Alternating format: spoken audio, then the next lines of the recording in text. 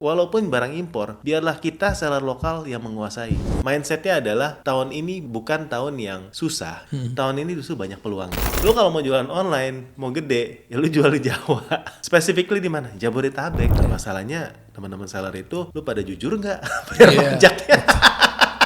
Iya kan? Sudah kayak Cortex kayak gini, ketar-ketir kan kita kan. Betul. Kita melihat live ini sebenarnya lebih kayak kalau di TikTok ya lebih kayak entertainment, tapi kalau di Shopee sebenarnya lebih kayak CS mode sih. Waktu itu masih cuan. Tapi sekarang toko-toko Palu Gada akan berat buat survive. Masalahnya orang kita ini nggak bisa baca data.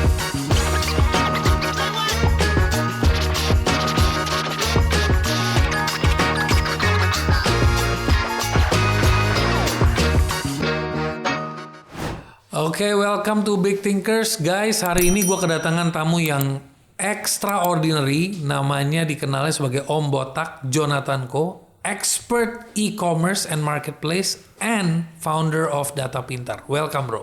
Thank you. It's been a privilege, it's an honor bisa datang ke sini. Thank you juga udah mau datang, bro. Ngebahas e-commerce, bro. Ya. E-commerce itu kan sekarang by now kayaknya udah almost 15 years apa udah 10 years ya? 15 years kayaknya ya.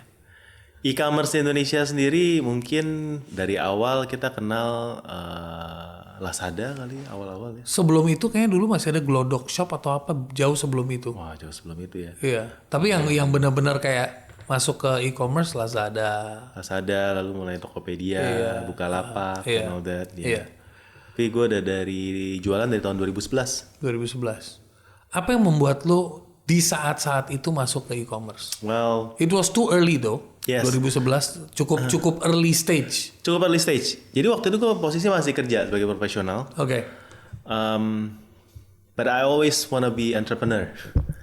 Nah, zaman dulu kan kalau mau jadi entrepreneur susah ya. Modalnya mahal. Kita harus sewa ruko, kita harus stok barang yang banyak, dan online shop, jualan online itu kita cuma perlu nggak perlu sewa ruko, modalnya sedikit, barangnya hanya berapa piece, jualan tanpa kena fee dan tanpa ngiklan. Itu indah banget. Ada masanya ya. Ada masanya ya. Waktu itu jualan ya, teman-teman jual satu paket aja itu untungnya udah bersih. Ingat ya, tanpa iklan, kita cuma tinggal spam di marketplace ya, spam buat toko sebanyak-banyaknya mungkin, atau upload di semua platform yang ada waktu itu. Jadi it's a beautiful memory sih ya buat teman-teman online waktu itu. Tagline lo yang sekarang no iklan no cuan. Nah, kalau tagline sekarang nggak iklan nggak makan teman-teman. Nggak iklan nggak makan. Iya. Ya. Benar. Nah, waktu itu gue itu aktif di komunitas online seller, terutama yang didirikan sama platform. Waktu itu gue aktif di komunitas Bukalapak. Di tahun 2014 itu gue melihat dalam komunitas itu, wah ada nih seller yang jualannya waktu itu 100 paket sehari. 100 paket sehari waktu zaman dulu sama sekarang tuh beda. Ya, 100 paket sekarang kalau isi barang-barang receh dengan profit yang mungkin hampir minus, nggak ada apa-apanya. Jadi 100 paket sekarang sih nggak, biasa aja. Zaman dulu 100 paket, cuannya waktu itu mungkin bisa 50.000, 100.000, uang dulu tuh ya. Itu wow. Jadi gue melihat, wah ini bisnis yang promising. Makanya bisa 10 juta per hari dulu ya. Lumayan. Makanya gue akhirnya decide 2015 gue resign full time online. Oh, lu tadinya kerja sebagai apa? Gue posisi terakhir itu adalah National Sales Manager di pabrik. Wow, oke. Iya, gue resign karena gue memutuskan gue muak dengan kemacetan Jakarta. I can work from home ya. Can work from home, tapi waktu itu nggak keren ya teman-teman ya. Bayangin biasanya ke kantor naik waktu itu gue naik mobil Innova, fasilitas kantor ya. Pakai kemeja rapi, sebelum subuh udah jalan, balik waktu malam, ya kan lebih keren dibandingkan kalau waktu itu 2015 gue seharian pakai kolor di rumah, kaos kutang sampai sore nggak mandi karena packing barang, jadi nggak keren. Apalagi waktu itu belum seumum sekarang orang kerja di rumah untuk jualan online, nggak keren sih. Pada zaman itu belum. Pada zaman itu dianggap aneh gitu ya. Dianggap miara tuyul kali ya di rumah ngapain gitu ya. Tapi belum keren waktu itu. Tapi gue bersyukur bisa masuk dalam early wave karena waktu itu marketplace-nya masih membutuhkan seller. Ya, mereka bakar duit dengan promo waktu itu gue ingat banget waktu jualan itu ya, ngirim ke Papua barangnya 1.000 atau 2.000 perak, tapi ongkirnya 100.000 free. Iya. Dan kita cuannya berlipat, bukan cuma yang cuan tuh pembeli, tapi kita sebagai seller, karena kita dapat cashback ekspedisi. Wah, cashback ekspedisi waktu itu ya, bisa kita dapat cashback 30-35% daripada ongkir. Karena waktu itu kita nombokin ongkir dulu, kita bayar ongkir, nanti baru di reimburse sama marketplace. Dari cuan ongkir aja, gue udah bisa nutup gaji karyawan dan masih lebih. Itu baru ongkirnya doang. Baru dari ongkir. Belum profit dari barang ya. Wah, profit dari barangnya itu buat muter. Makanya waktu seller-seller yang gabung waktu itu udah cuannya gede, dari ongkir kita bisa nutup ini, teman-teman. Operation cost. Kalau bisa masuk dalam first wave dalam setiap momentum ya, itu kan kita ngomong momentum ya, setiap waktu itu momentumnya marketplace lagi bakar duit, semuanya lagi disuntik gila-gilaan ya dari VC, ya pastinya itu enak banget. Atau momentum kedua bisa dibilang datangnya waktu awal COVID. Itu juga itu momentum yang luar biasa. Momentum yang luar biasa. Waktu itu kita lebih takut mati daripada takut cuan. Betul. Masuk juga karyawan juga gue tim A tim B ya, masuk ke giliran, takutnya supaya nggak terkontaminasi dan lain-lain. Gila. Tapi waktu itu kalau mau digas, benar-benar digas sih. Karena kita udah siap, yang lain belum, sebenarnya sih luar biasa waktu itu. Terjadi transformasi besar-besaran tentunya setelah pandemi. Tapi sebelum itu sudah terjadi beberapa kali transformasi yang terjadi dari first wave into the second wave into the final wave. Nah, pada saat kita ngomongin first and final wave itu, apa yang lo perhatiin terjadi secara market di seller perspektif dan consumer perspektif? Anggaplah dari 2011 ke 2019 sebelum COVID. Sebelum COVID bisa dibilang it's a seller market. Jadi platform itu ibaratnya kayak mall yang masih kosong, mall baru. Mall itu perlu seller, karena namanya mau bikin mall, gimana mau undang orang masuk kalau sellernya kagak ada. Jadi dia kasih banyak insentif buat seller buat datang buat jualan di sana. Jadi mall bujukin ke toko-toko yang kecil-kecil yang nggak pegang barang. Jadi basically first wave itu yang masuk adalah tangan kedua, bukan pabrik, bukan brand, tapi toko kelontong yang masuk. Ya, orang-orang kayak gue yang nggak punya modal gede, tapi bisa bangun, misalnya bisnisnya dari online. Nah, ini adalah first wave, di mana kita cuannya masih enak. Ingat, ya belum ada platform fee, belum ada biaya iklan, kalaupun ada waktu itu masih minimal, masih mulai dari 50 perak per klik, dan nggak harus iklan waktu itu, nggak ada yang namanya affiliate yang sekarang maksa buat minta komisi dari kita, nggak ada yang kita perlu live untuk promo jualan ya, tinggal lu pasang, tinggal deketin RM-nya akan kasih slot, setiap kali masuk flash sale laku ribuan, seenak itu. Ya, jadi first wave itu dan itu golden moment ya. Golden moment, man. Kalau dibilang gue itu modal jualan online tuh hampir nggak ada, karena gue jual barang bekas yang ada di rumah waktu itu. Ya, jadi gue putar sampai sekarang dan bersyukur bisa ikut first wave. Nah, second wave itu mungkin waktu COVID. Waktu COVID, semua orang dipaksa jualan online. Teman-teman kalau yang jualan udah dari awal 2020 itu masa kejayaan lah. Ya, gue toko buku, ya salah satu tokonya gue punya toko buku. Waktu itu semua toko Gramedia tutup. Iya, karena memang COVID kan, offline. Ya, PSBB dan lain-lain nggak boleh buka. Sedangkan orang di rumah. Akhirnya toko buku gue naik pesat. Karena gue satu-satunya buka. Dan Gramedia waktu itu belum punya toko di Tokopedia-nya. Belum punya digital. Toko buku. Berarti lu yang jual punya Gramedia waktu itu awal-awal ya? Yes, dan kita kerjasama sama puluhan penerbit lah ya. Tapi kita dapat first wave-nya dulu. Jadi gue masih bisa jual dengan harga yang cukup bagus lah ya.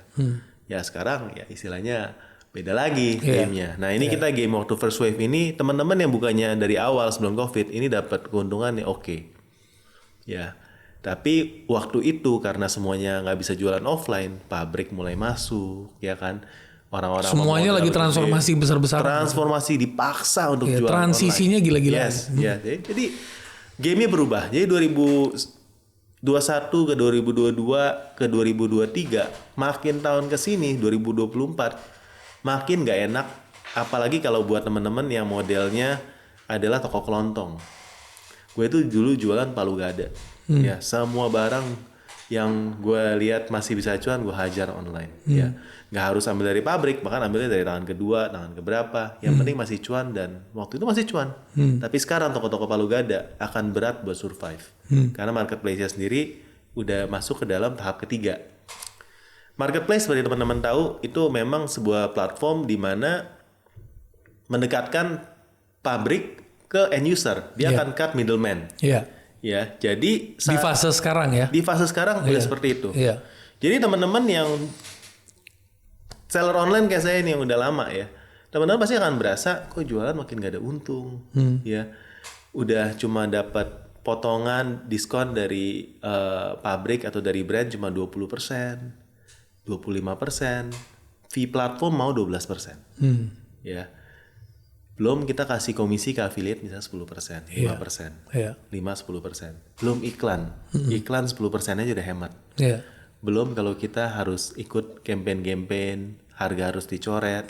Belum sekarang kalau ngomong COD gagal, ya barang returnya udah nggak balik. Banyak sekali. Dan kalau mau rapi kita harus bikin konten, harus punya tim yang banyak. Itu semuanya duit. Operational cost-nya membengkak. Operational cost membengkak, ya. Yang tadinya lu cuma jualan dari rumah, istilahnya nggak pakai tenaga, nggak pakai karyawan ya. Begitu lu udah mulai gede karena COVID, tiba-tiba dihajar di sini, platform fee naik dan segala macem. Sekarang udah beda sama dulu. Kalau dulu jualan sendiri mungkin masih cuan. Karena operational cost-nya, fixed cost-nya nggak ada. Sekarang begitu udah punya fixed cost, ada ruko, ada tempat usaha dan lain-lain, udah kena pajak juga. Gue bilang sebagai pengusaha, terutama buat teman-teman yang distributor atau tangan kedua ini, toko ini adalah tahun-tahun yang berat. Dimana pergeseran itu mulai sekarang menjadi brand. Nah ini ada sebuah data di Data Pintar ini, dimana ini juga saya ngobrol dengan distributor-distributor di hampir semua kategori ya. Ini sama, permainannya sekarang kayak gini. Kalau kita tracking di beberapa tahun terakhir, distributor untuk kategori, for example elektronik atau elektronik rumah tangga atau whatever it is ya, itu harusnya nggak banyak distributor baru, nggak banyak pemain baru. Kenapa? Karena distributor yang ada sekarang dan masih jualan adalah distributor yang masuk di tahun sebelum tahun 2021, 2020 waktu awal COVID atau sebelumnya. Kenapa nggak ada distributor baru? Nah ingat ini distributor ya, yang marginnya itu tipis. Kalau dulu mereka masuk, mereka ini dapat wave dari marketplace yang lagi bakar duit. Jadi marketplace kasih subsidi, marketplace kasih promo, kita akan tokonya secara rating dan reputasi atau kita punya sales akan ikut naik bersama dengan marketplace. Ya teman-teman masih ingat waktu TikTok juga baru mulai masuk di Indonesia, TikTok pun bakar duit gila-gilaan. Jadi semua seller yang, intinya semua seller pioneer in that platform itu dapat traffic dan dapat omset yang durian runtuh lah ya istilahnya. Nah itu setelah tahun-tahun itu masuk ke tahun-tahun sekarang, nggak ada insentif buat distributor untuk bakar duit seperti itu. Karena kalau mereka mau bakar duit, bakar ads dan lain-lain, brandnya bukan brand mereka. Dan juga nggak ada budget untuk itu. Sedangkan yang pemain lama udah ngambil kuantitinya udah banyak, ya untuk bisa lawan kuantitinya kan susah ya. Nah biasanya kategori-kategori seperti itu di distributor ini permainannya udah sama kayak offline. Kalau di offline kita sering dengar bahwa misalnya yang jualan kasur, mereka jual mungkin untungnya satu kasur cuma berapa puluh ribu, cuma harapin bonus di akhir tahun, black bonus di akhir tahun. Ya kan itu permainan offline yang lama lah kita tahu ya. Untuk di model-model toko grosir. Konsep seperti itu sama di online sekarang. Jadi orang yang di online jualan sebagai distributor tidak mengharapkan cuan dari jualannya mereka. Ini udah kayak bener-bener shifting banget ya. Ya, apakah teman-teman seller baru tuh bisa? Kecuali yang memang toko offline-nya udah gede, yaudah gue buka online. Itu cuman buat etalase aja. Ya, buat istilahnya mereka toko baru, tapi sebenarnya toko lama. Jadi mereka udah punya that advantage yang di online cuma buat bantu supaya target mereka tercapai. Ya, tapi saya melihat teman-teman kalau memang mau grow sekarang, bukannya sebagai distributor nggak bisa, tapi akan jauh lebih susah karena margin. Iya. Ya, dan kalau memang mau grow sekarang, ya teman-teman coba kita harus bikin brand. Harus bikin brand sendiri. Nah, masalahnya kalau kita bikin brand, kalau teman-teman impor barang, gimana caranya teman-teman bisa tempelin merek brand itu dan tetap laku? Ya, saya punya case tadi, saya kan jualan payung ya. Dan saya coba bikin brand untuk payung itu sendiri. Dan saya rasa brand saya nggak berhasil. Saya jual payung cukup lama ya. Dari tahun saya jualan 2014 sampai sekarang. Kok lu bisa milih payung sih bro? Dari sekian banyak industri. Nah, itu nanti boleh bahas abis ini. Iya. Jadi kenapa pilih payung ya? Karena di Indonesia cuma ada 2 musim. Musim hujan dan musim ini. Ya. Very smart. Ya, pasti kalau hujan orang beli payung. Ya. Nah, waktu dulu gue jual payung, ini enak karena waktu dulu gue jual payung itu untungnya gede, bisa kali 2 dari modal, masih bisa laku. Jadi it's okay. Karena payung ini adalah barang seasonal. Di mana orang beli ketika hujan. Kalau musim kering, orang nggak beli payung untuk terik matahari sih enggak ya sini ya. Mereka either naik e-hailing and all that ya. Betul. Orang Indonesia nggak suka jalan. Ya. Jadi memang beda dibandingkan di Asia yang lain, negara Asia yang lain itu beda. Nah, masalahnya kalau kita dengan jualan sekarang bisa jual barangnya sama, misalnya payung ya, untungnya tipis, tapi mereka nggak repeat order, ini bahaya sekali. Karena biaya untuk mendapatkan customer baru itu mahal dari iklan, konten dan lain-lain. Customer acquisition cost-nya tinggi. Is very high. Dan kalau nggak repeat, ini bukan bisnis model yang bagus. Itu dari sisi payung ya. Jadi aku bilang ya untuk bisa import dan tempelin brand kita, ini juga nggak semua seller tuh paham. Karena gue jujur, kalau gue sih basicnya pedagang ya teman-teman. Kalau basicnya pedagang, yang penting barang berapa modal gue jual lebih mahal ini untuk bisa create story, untuk bisa branding. I think it takes another skill ya untuk bisa seperti itu ya. Betul. Dan kalau gue sih ngaku aja, gue sih pedagang teman-teman. Dan itu jalan yang paling enak sebenarnya kalau mau di-establish. Cara yang paling simple sebenarnya. Itu it's so simple ya. Yang gue tahu, gue bisnis ya selama ini ya gue dagang ya selama ini. Pokoknya beli 100 jual 150 udah. Beli 100 jual 120 udah gitu kan. Yang penting kuatin putarannya. Tapi sekarang challenge-nya gue lagi lihat begini, kita lagi bahas ini karena menurut gue apakah kan sekarang istilahnya lagi, khususnya sekarang nih trennya lagi mulai shifting nih. Kalau dulu trennya adalah lu bisa jualan di online. Dulu istilahnya, dulu gue masih ingat tuh kata-katanya. Lu cukup punya handphone dan modal foto, gambar, lu bisa jualan. Dropship. Bener nggak? Ya kan zaman dulu nih. Sekarang lu cukup bikin konten, lu jadi affiliate, lu bisa cuan. You see, the pattern is the same. Patternnya mulai same tuh. Tapi effortnya beda. Ya kan? Nah, pertanyaan gue kalau adalah, buat orang yang 2025 mau start online, apa sih hal yang perlu dia pikirkan?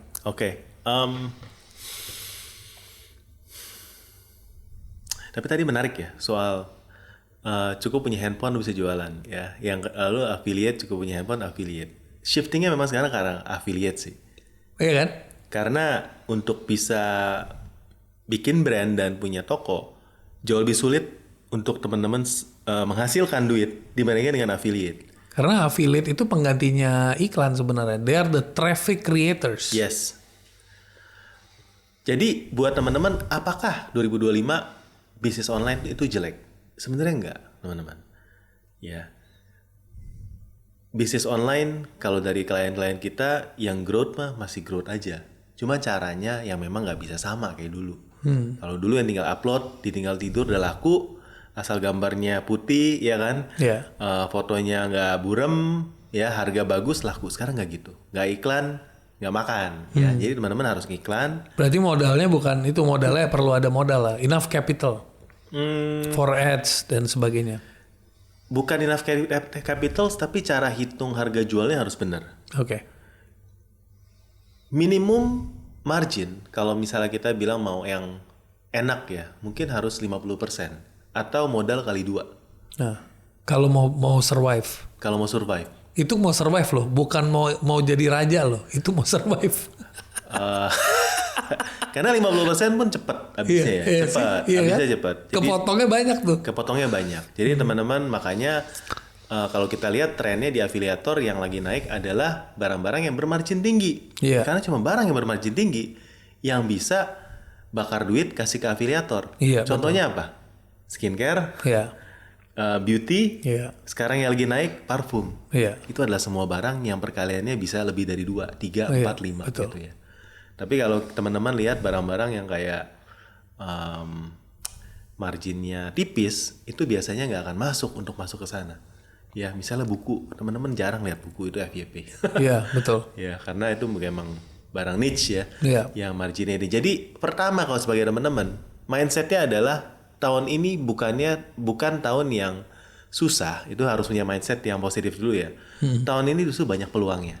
Ya, tapi teman-teman harus choose your kategori dengan baik ya. Banyak seller yang misalnya DM, Om saya mau jual home and living. Ya, saya langsung nanya home and living apa gitu ya. Kalau lu modalnya nggak gede, jangan masuk home and living nih menurut gue. Iya, betul. Ya kan? Kenapa home and living itu udah identik dengan barang impor. Iya. Dan kalau lu main barang impor, modalnya nanggung, pasti nggak akan bisa survive. Oke. Ya, kalaupun mau survive, mungkin bisa tapi jangan main ke di mana pausnya banyak. Tapi masuk ke dalam sub kategori yang very niche, di mana seller paus, seller gede akan lihat, itu mah duit receh, gue nggak mau. Nah, lu masih bisa hidup, masih bisa hidup di sana. Nah, jadi kita kalau di Data Pinter, kita akan kasih lihat seller barang baru apa yang baru dijual, mungkin diupload kurang dari 2 bulan atau 3 bulan yang trennya bagus. Nah, masuk barang-barang kayak gitu. You don't have to be a pioneer. Kita jadi second mover aja. Follower aja tapi masih bisa survive. Karena untuk jadi pioneer, lu coba 10 barang impor kalau kita ngomong impor ya. Yang jadi paling satu. Karena apa yang laku di luar sama apa yang laku di sini belum tentu sama. Iya kan? Jadi teman-teman biasa kalau 10 jadi satu, ya yang satunya tapi nutupin loss yang lain biasanya. Iya, betul. Ya, sebenarnya konsepnya harus cepat. Ya. Konsepnya sama kayak venture nginvest ke startup sih ya. Ya kurang lebih sama. Tapi kalau second mover ya lebih aman mainnya. Ya, jadi teman-teman bukan yang nggak bisa. Kalau gue sih lebih pilih kategori-kategori yang lebih niche, lebih kecil, tapi buat kita bisa hidup.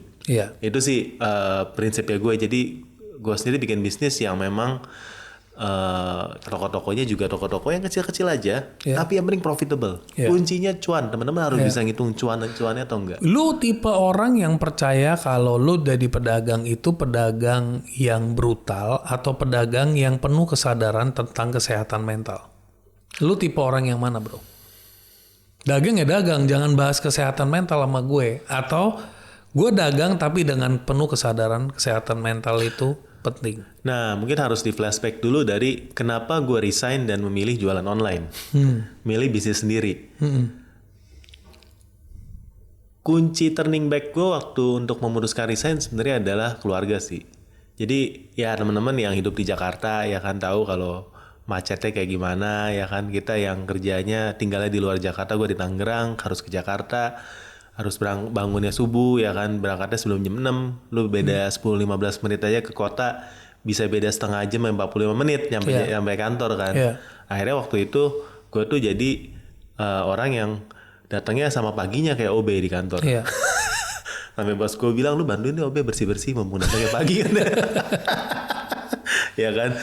Tapi karena itu, begitu gue balik ya kan anak gue bilang ya I don't love you anymore. Kenapa? Karena waktu gue lagi cari lu nggak ada ya kan. Jadi buat gue teguran bahwa wah gila ngapain gue kerja jauh-jauh di Jakarta ya tapi sama keluarga jauh. Jadi waktu itu dan sampai sekarang pun my value is ya gimana caranya dengan gue berbisnis itu gue lebih punya freedom of my time itu lebih banyak. Jadi kalau bicara soal kesehatan mental ya tentunya kita akan sangat erat dengan tujuan kita jualan tuh apa.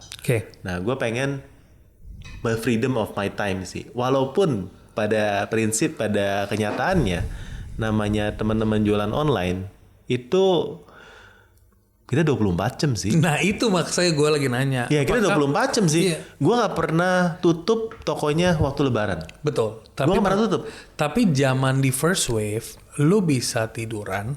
Iya. Ada orang pesen. Iya. Sekarang udah shifting ke live commerce. Iya. Orang tuh sampai bener-bener live. 8 hours a day. Okay. It's not a joke. Nah ini yang gue lagi mau bahas. Gue lagi mau bergeser ke situ. Ya, jadi dari awalnya kesehatan mental itu ya kalau ngomong kayak gitu ya, gimana sih dari POV-nya seller ya?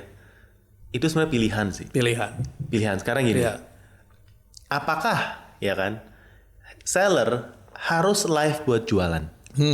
Nggak harus. Karena kuncinya live itu kan sebenarnya traffic. Iya. Cara kita datengin traffic banyak hal. Iya. Pertama, teman-teman bisa ads. Dan ini yang gue benar-benar fokus. Kenapa gue suka ads? Karena lu nggak usah nge-live, nggak usah ngadirin affiliate buat jualan. Iya. Ya lu cari barang bagus, branding yang bagus, harga ada margin, lu adsin cukup. Saat ini cukup. We don't know about the next 5 years atau gimana. We don't know the next wave again, the next transition. Saat ini lu iklan aja masih cukup, walaupun kalau mau lebih maksimal, ya harus ada live, harus pakai affiliate dan lain-lain. Ya, itu optimal ya. Itu pilihan. Nah, kalau untuk ngomongin live sendiri, kita melihat live ini sebenarnya lebih kayak kalau di TikTok ya lebih kayak entertainment, tapi kalau di Shopee sebenarnya lebih kayak CS mode sih. CS mode apa? CS mode itu artinya ada CS yang standby 24 jam. Ketika pembeli mau check out, mereka bisa tanya, mau lihat dong realnya kayak gimana. Ini kalau saya kirim beli sekarang dikirim kapan? Terutama waktu mau lebaran kemarin, kok barang gue belum nyampe, ya kan?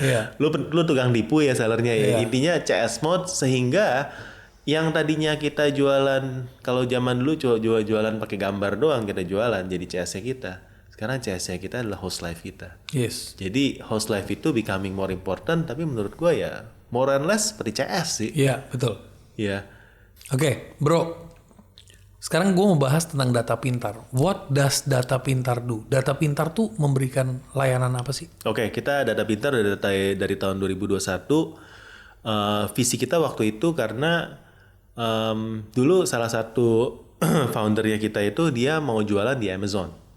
Dia jualan di Amazon, dia tuh waktu mau jualan dia lihat ada banyak sekali tools yang mensupport seller Amazon untuk jualan. Dimana tools itu kasih data barang ini yang laku, omsetnya per bulan berapa, lakunya berapa piece, ya pergerakan naik turunnya setiap bulannya seperti apa. Jadi ada tools-tools seperti itu yang membantu seller, dan this is a very common thing di luar sana. Yang di Indonesia belum ada waktu itu. Jadi kita mulai data pintar itu di tahun 2021 ya sampai sekarang bisa kasih data untuk seller Shopee, TikTok, dan Tokopedia. Teman-teman kalau mau riset produk apa yang laku, penjualannya berapa per bulan, mereka pakai affiliate-nya siapa,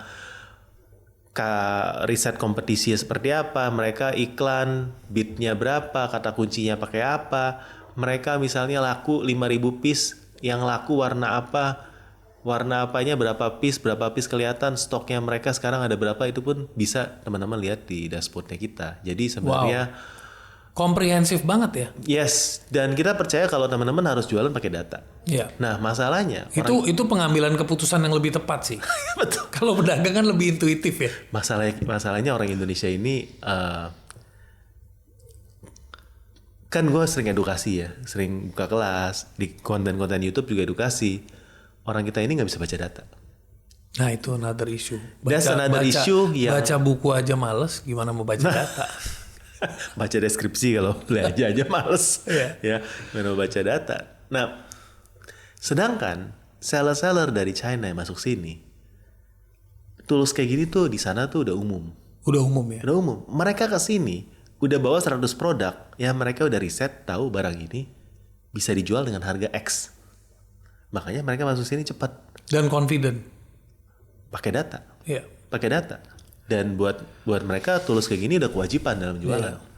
Sebenarnya di era digital sekarang memang decision making by data itu harusnya udah common, bukan sesuatu yang baru, udah common.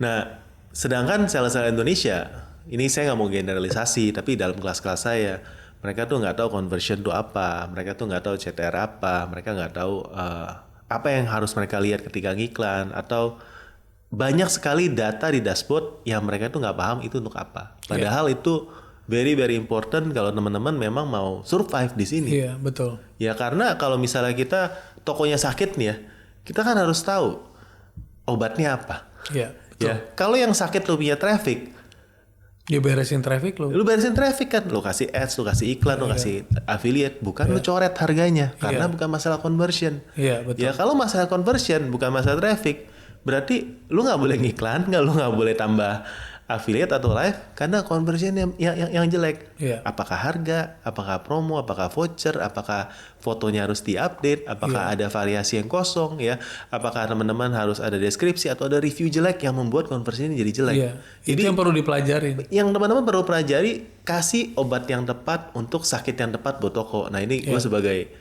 kalau mau dibilang dokter atau konsultan marketplace ya, ini yang gue kerjain buat brand-brand sih biasanya. Karena banyak seller online itu ketika buka platform, mereka cuma buka dashboardnya, seller center, proses pesanan selesai. That's it gitu ya. Nggak pernah buka data. Tapi ketika di dalam sesi konsultasi ya biasanya gue bukain, mau ngobrol gitu ya. Ini kategori produk lu kuadrannya, this is your hero product, and this is produk lu yang sebenarnya kita tahu Pareto lah ya kan. Barang-barang ini lu nggak perlu restock, lu sell habis-habisan, yang penting jadi duit. Ya udah ya, jangan sampai di repeat order lagi. Tapi repeat order barang-barang yang laku. Nah masalahnya kalau misalnya orang online sama offline itu mindsetnya beda.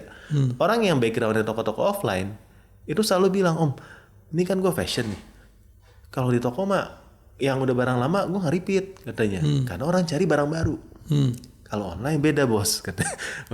Kalau online barang-barangmu yang hero jangan sampai kosong, ya kan? Yang ada logonya seperti ini harus ada terus, ya karena variasi ini yang hero. Orang akan lihat reviewnya ini yang bagus, repeat itu jangan sampai hero-mu kosong, karena hero-mu kosong traffic langsung drop. Karena dia memang cepat karena orang impulsif kan.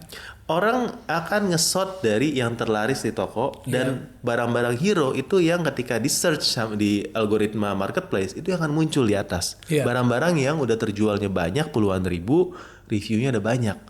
Bukan barang-barang itu kalau habis kita tutup kita ganti barang baru, mulai lagi dari nol. Ini yang berat. Dan banyak orang melakukan itu tanpa sadar. Banyak orang tanpa sadar karena memang basicnya mungkin di offline juga. Karena praktis offline dan online sebenarnya nggak bisa dibilang nggak beda karena beda karena ini ngomongin psikologi juga, ngomongin database. Bahkan teman-teman brand kita yang kerjasama dengan kita itu ada kan yang punya toko-toko di mall. Habitnya orang yang ke mall sama habit yang belanja online itu beda banget. Orang yang di mall cari barang baru. Iya, betul. Di online cari barang yang terjualnya paling banyak. Benar, itu dan terbanyak dan termurah. Jadi kan itu udah standar ya, standar sortnya gitu ya. Iya. Dan lokasi terdekat gitu kan. Bro, ini agak ngelucu gitu ya. Kalau lu dipanggil sama Menteri Keuangan, hal apa yang akan lu rubah, bro? Satu policy yang gue rasa gue harus akan rubah adalah soal PKP. Menurut gue sebagai seller online, kita ini diberatkan dengan adanya peraturan PKP yang wajib PPN setelah omset di atas 4,8 M. Dan ini memberatkan untuk seller. Ya.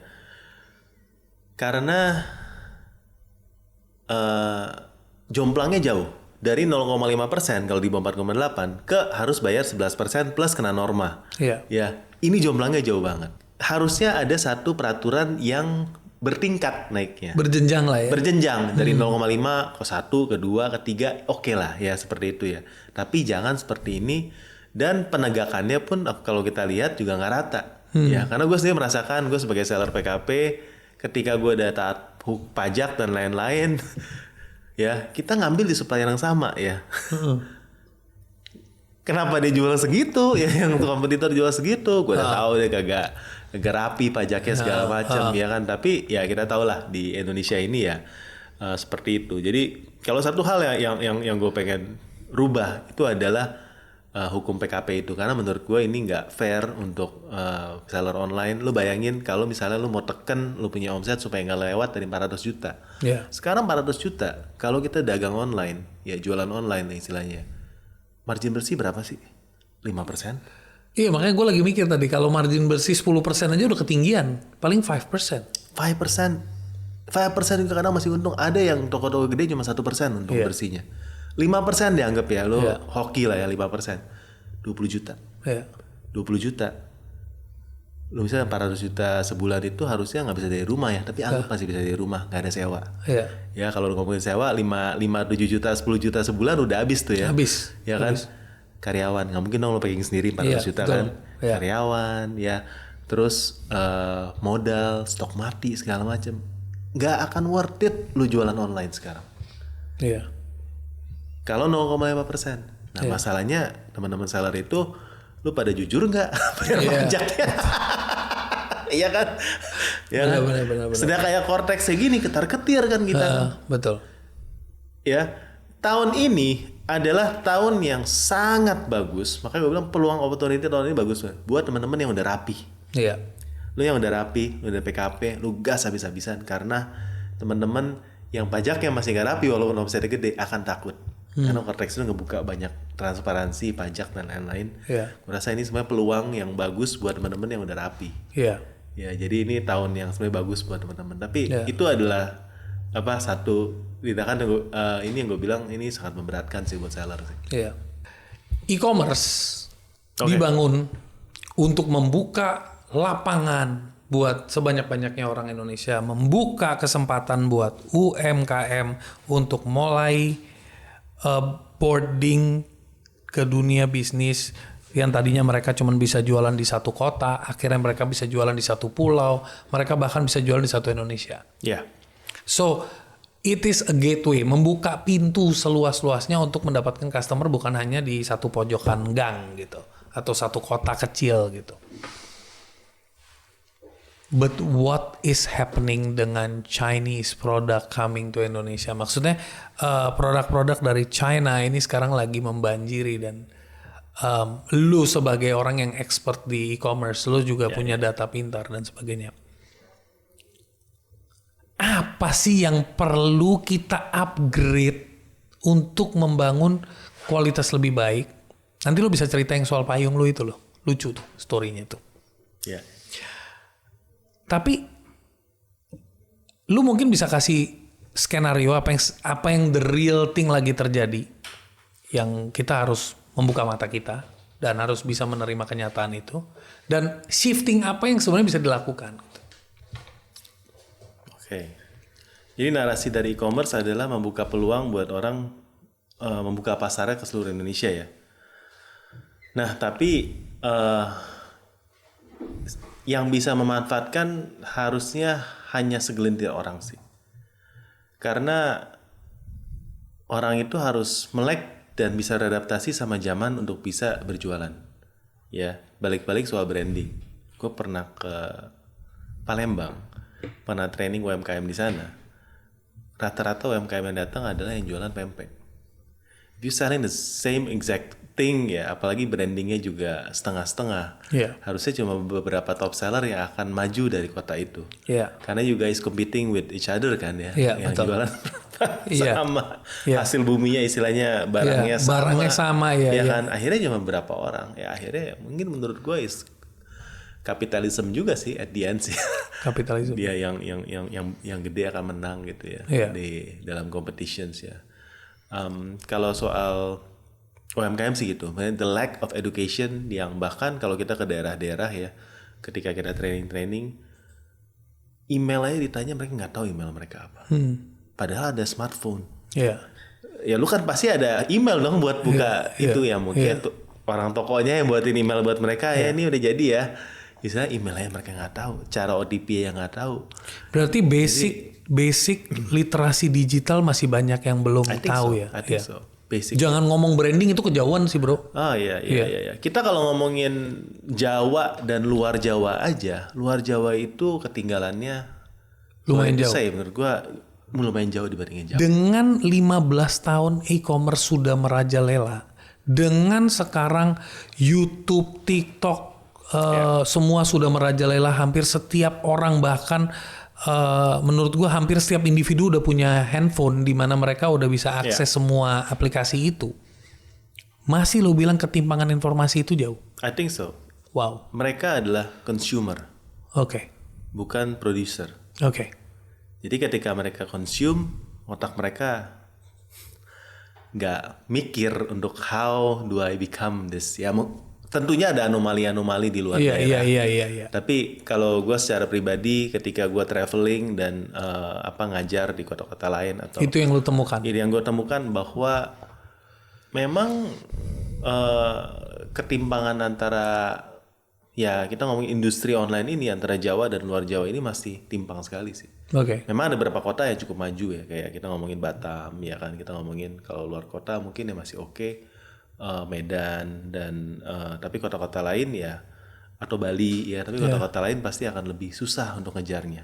Kita bisa lihat dari jumlah paket yang dikirim secara nasional aja. Oke, statistik itu membuktikan ya. Ya, misalnya kita ngomongin Pontianak deh ya. Ini gue pernah dapat datanya ya, don't quote me on that, tapi ini I just try to illustrate my point of view ya. Jumlah paket di sana satu hari itu sama dengan satu agen JNT di sini. Kalau kita ngomongin satu hari di satu kota paket online-nya sama dengan satu agen di sini. Satu agen doang di Jakarta ya. Jadi kita bisa bilang wow ya. Kalau Medan 1,5 kalinya.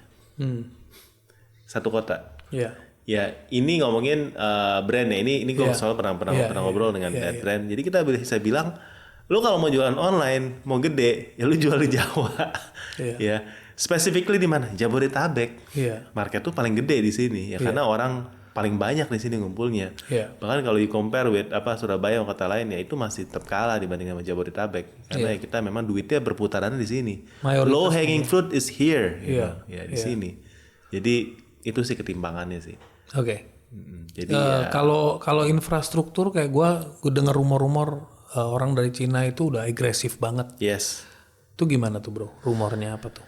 I think the rumor ya gue bisa confirm ya yang gue udah lihat, dan ini teman-teman bisa lihat konten-konten di TikTok juga bahwa memang Indonesia itu pasar yang sangat seksi sebenarnya. Karena konsumtifnya tingkat dewa. Wah, konsumtifnya tinggi. Mereka kalau datang ke sini ya, kalau biasanya gue pernah ketemu mereka begitu datang gue bilang wah gila Indonesia ya. Ke mall aja ya. Satu keluarga datang belanja ya, coba di sana ya, ya nggak ada anak-anak kali di sana, nggak rame ya. Di sini semua belanja ya, masih rame, orang masih sangat demen shopping di sini. Masyarakat lo bilang sesusah-susahnya Indonesia, pasar di sini masih sangat bergairah, sangat seksi lah ya.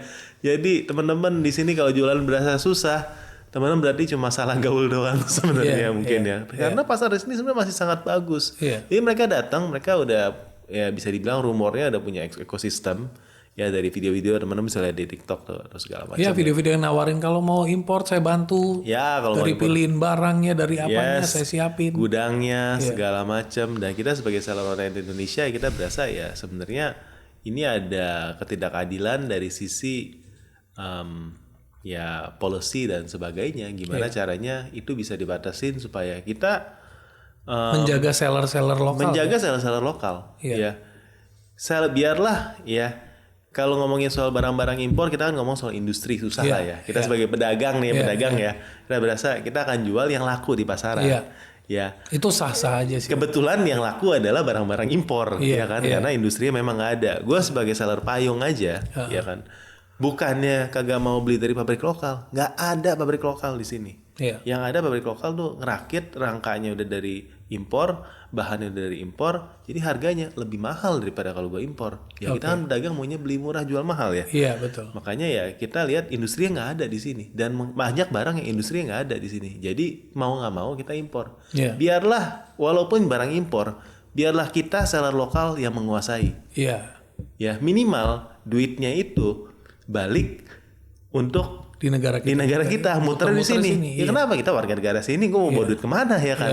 Beli rumah di sini, nge-spendnya juga di sini. Ya biarlah itu yang terjadi. Kalau sekarang kan kadang-kadang kalau kita lihat di konten-konten kan ya istilahnya duitnya itu nggak muter di sini lah. Iya, udah pada keluar semua. Ya, duitnya nggak muter, barang-barang juga mereka dumping di sini dengan harga yang sangat murah. Ya, makanya teman-teman sekali lagi kalau tidak ada pinter sih saya bilang teman-teman hindari kategori-kategori yang menurut saya agak red flag di sana.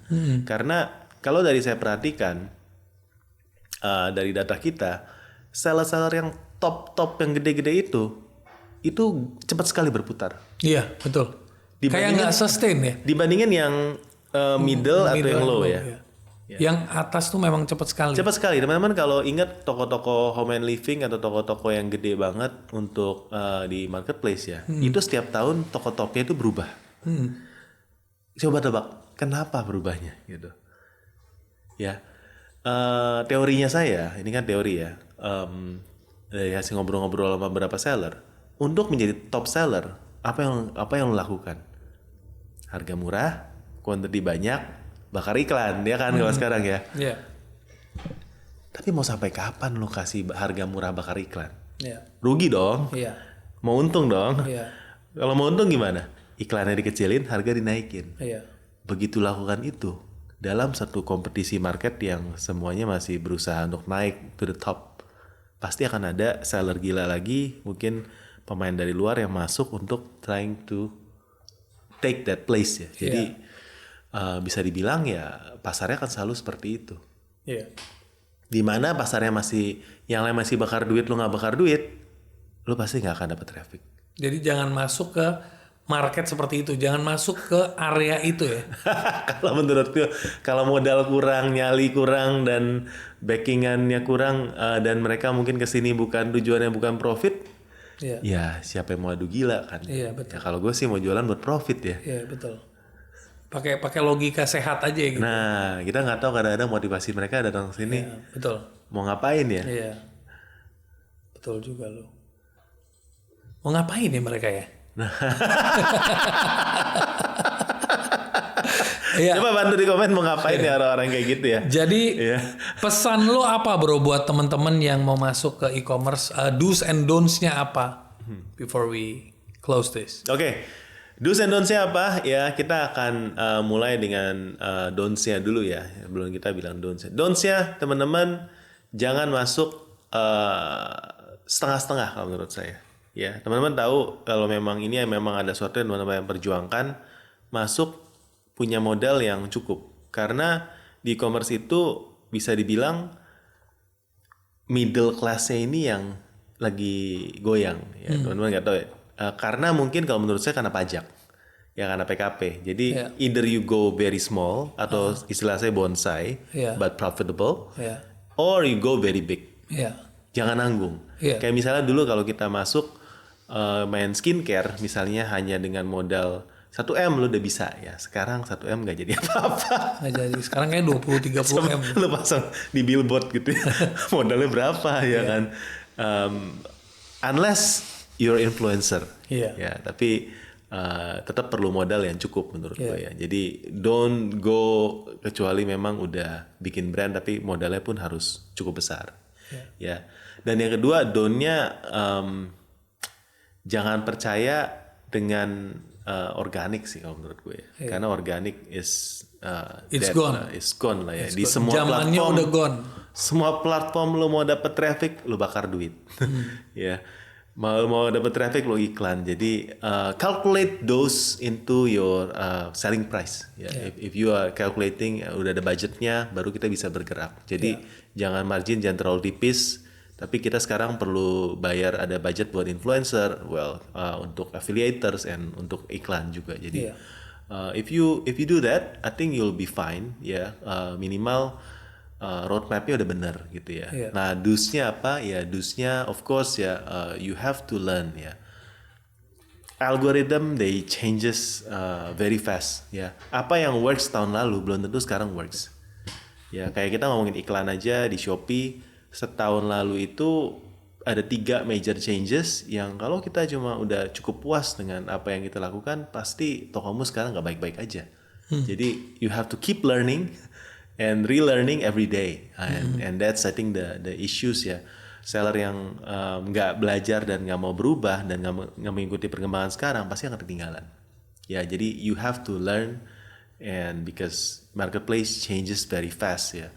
Dan yang kedua, tutup kuping sama semua isu-isu tahun 2025. Kita tahu banyak banget isu negatif ya, tapi the opportunity is here ya. Tadi gue udah sempat spill ya, kalau teman-teman boleh nonton podcastnya lagi. Kalau teman-teman yang rapi secara pajak pastinya bisa ngegas tahun ini ya kan. That's one opportunity yang teman-teman bisa manfaatkan. The second ya, banyak sekali kalau teman-teman yang lain takut dari sisi stok, takut untuk innovation, takut untuk apa, teman-teman, Indonesia is still a very promising country, is still a very promising market ya. Buktinya yang dari luar aja berlomba buat masuk ke sini ya, berarti market kita masih sangat luar biasa ya. Maksudnya seller yang kita handle tahun lebaran tahun ini aja, dia masih bisa growth 2 kali lipat dibandingkan tahun 2024. Walaupun dia udah jualan udah cukup lama sama kita ya. Jadi masih bisa naik omset berkali-kali lipat. If you're not in the top kategori ya, you're not gonna affected your business by the microeconomics ya. Jadi your business is still you can grow tenfold ya this year. Jadi be positive ya, and then you can keep learning. And thank you for the invitation, Big Thinkers ya. Selalu nonton podcastnya ya. Thank you. A lot of big ideas for the Big Thinkers yang ada di podcast ini. Pasti teman-teman bisa dapat belajar di sana. Pesan yang paling penting adalah nggak iklan, nggak makan. Nah, nggak iklan, nggak makan. Yeah. Supaya lo iklannya benar, supaya lo bisa makannya benar, lo pakai data pintar. Untuk mengambil keputusan yang tepat. No data, no pintar, guys. No data, no pintar. Oke. Guys, punya pertanyaan apapun, komen. Jangan lupa like, subscribe, dan jangan lupa follow Om Botak. Dia juga podcastnya keren-keren. Oke, see you all in the next episode. Thank you.